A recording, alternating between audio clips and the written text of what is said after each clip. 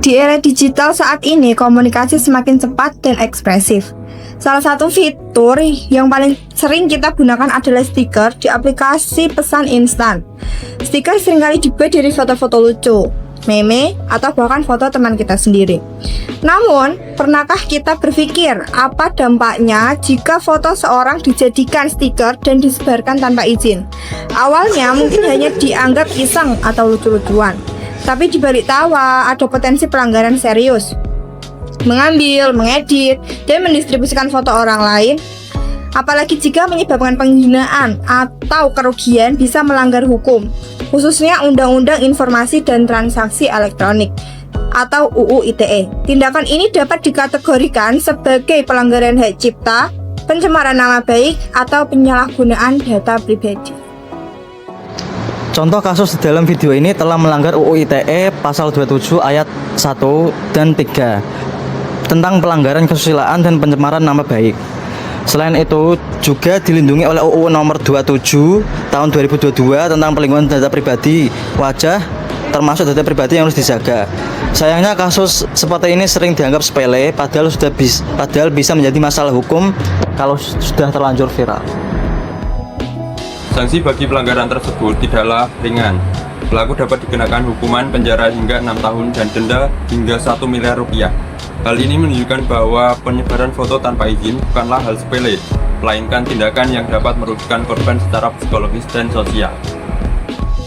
Untuk contoh video yang telah kami tampilkan, video tersebut mencakup prinsip-prinsip dasar hukum telematika, yaitu subjektif territoriality, yang artinya berlaku di tempat perbuatan dilakukan. Subjektif territoriality dan perasaan seseorang terhadap wilayah pribadi yang melekat pada dirinya, bukan hanya secara fisik, tapi juga secara emosional dan identitas. Ketika seseorang menyebarkan foto pribadi orang lain tanpa izin, pelanggaran itu tidak hanya menyentuh aspek hukum tetapi juga menyakiti wilayah batin orang yang difoto. Ia merasa tidak berkendalinya seolah privasinya tidak lagi dihargai. Foto yang seharusnya menjadi bagian dari dirinya justru berubah jadi milik publik, tersebar tanpa batas dan seringkali disalahgunakan. Tindakan seperti ini juga bisa dikaitkan dengan pelanggaran hak kekayaan terhadap informasi. Dampak sosial dan etika. Lebih dari sekedar hukum, ini adalah masalah etika digital. Menggunakan wajah seseorang tanpa persetujuan adalah bentuk ketidakadilan dan ketidaknetraan. Hal ini bisa merusak privasi, menimbulkan rasa malu, dan bahkan memicu perundungan cyber. Sebagai generasi muda yang cerdas, kita harus menjunjung tinggi adab dan etika, baik di dunia nyata maupun di ruang digital.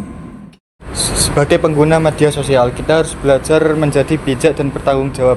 Jaga privasi orang lain seperti kita ingin privasi kita dijaga. Jika menerima foto pribadi dari seseorang, simpan dengan aman, jangan disebarkan dan jangan dijadikan bahan candaan. Mari kita gunakan internet dengan bijak, menyebarkan hal positif dan menjaga kepercayaan antar sesama. Ingat, satu klik bisa membawa dampak besar. Gunakan teknologi untuk kebaikan, bukan untuk menyakiti. Dari video tersebut, kesimpulannya yaitu hukum telematika adalah sebuah aspek yang sangat penting di dalam menghadapi era digital seperti sekarang, karena mengatur aktivitas khalayak dalam penggunaan teknologi informasi untuk sehari-hari.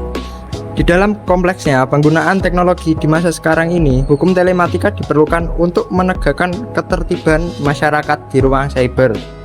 Di Indonesia sendiri, hukum telematika sudah diatur melalui UU ITE dan regulasi-regulasi lain yang terkait. Ruang lingkup hukum telematika telah mencakup transaksi elektronik, yaitu kejahatan siber, perlindungan data pribadi, sampai etika komunikasi di internet.